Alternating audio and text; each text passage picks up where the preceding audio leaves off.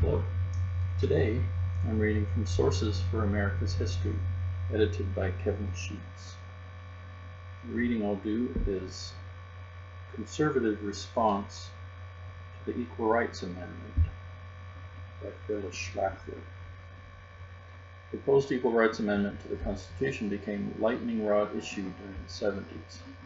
Feminists rallied behind the amendment, claiming its provisions barring discrimination on the basis of sex were the culmination of nearly 2 centuries of efforts to advance the cause of women's rights. Proponents, including the national chairman of Stop ERA, Phyllis Schlafly, mobilized conservatives to prevent ratification. The amendment failed to win ratification before the June '82 deadline imposed by Congress. It did, in the last year, get the final state to vote for it, that it would be ratified now if it were still possible to do so. The Equal Rights Amendment pretends to be an advance for women, but actually it will do nothing at all for women. It will not give women equal pay for equal work, or any employment advantages, rights, or benefits. There's no way it can extend the rights already guaranteed by the Equal Employment Opportunity Act of 1972. Under this act and the commission it created, women have already won multi-million-dollar back pay settlements against the largest companies in our land. The Education Amendments of 1972 have already given women full equal rights in education at every level, from kindergarten through graduate schools. The Equal Credit Opportunity Act of 1974 has already given women equal rights and ended all discrimination on credit. There is no law that discriminates against women. What ERA will do is require us to neutralize all federal and state laws, removing the sexist words such as male, female, man, woman, husband, wife, and replacing them with sex-neutral words such as person and spouse. Every change this requires will deprive women of a right, benefit, or exemption that they now enjoy. At the federal level, the most obvious result would be on the draft and military combat. ERA will take away a young girl's exemption from the draft in all future wars and first force her to register for the draft, just like men. The Selective Service Act would have to read all persons instead of all male citizens. Likewise, ERA will require the military to assign women to all jobs in the armed services, including combat duty. Present federal laws that exempt women from combat duty will become unconstitutional under ERA because the U.S. Constitution is the supreme law of the land. Last month's newspapers featured headlines such as "Draft is inevitable," Arms Chairman says, and Pentagon urges standby draft. You have to be kidding to call it an advance for women to make our girls subject to military induction and combat duty in all our country's future wars. When the laws pertaining to family support are neutralized, this will void the husband's obligation to support his wife, to provide her with a home, and to support her minor children. Those present obligations are not sex equal, and they could not survive under ERA.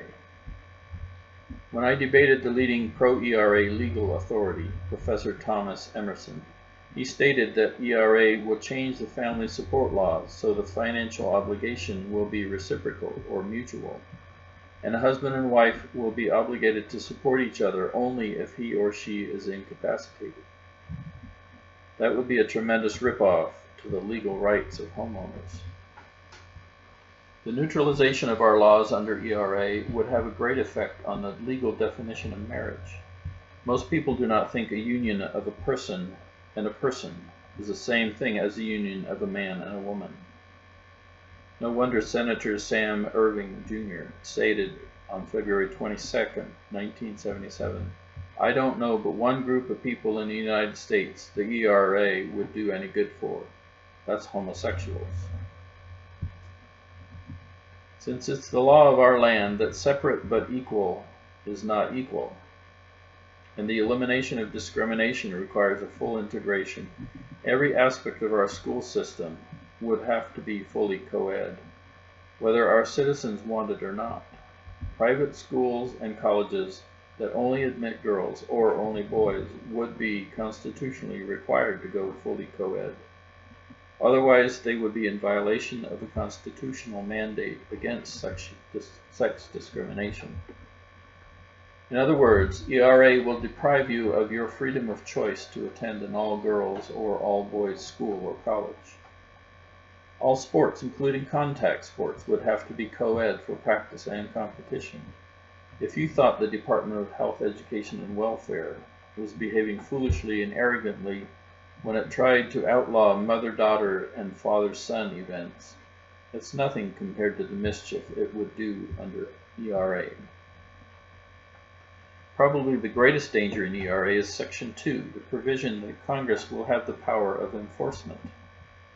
This means the executive branch will administer ERA, and the federal courts will adjudicate it. Section 2 will transfer into the hands of the federal government the last remaining aspects of our life that the Fed haven't got their meddling fingers into, including marriage, divorce, child custody, prison regulations, protective labor legislation, and insurance rates. Why anyone would want to give federal politicians, bureaucrats, and judges more power when they can't solve the problems they have now is difficult to understand. Yet ERA will, in the words of former Senator Sam Irving, virtually reduce the states of the Union to meaningless zeros on the nation's map. While we all want equality of treatment in many aspects of life, such as freedom of speech, press, religion, trial by jury, and due process, in other aspects, equal treatment of all our citizens would be a grievous injustice. Do not think it would be just to make everyone pay the same income tax, regardless of his or her income. Reasonable people do not want differences of treatment between men and women based on their obvious factual differences, namely that women have babies and men do not, and that women do not have the same physical strength as men. These differences vitally affect the draft, combat duty, family support, factory work, and manual labor. If ERA is permitted to deprive us of options to make the reasonable differences that reasonable men and women want, it will be the most grievous injustice ever perpetrated.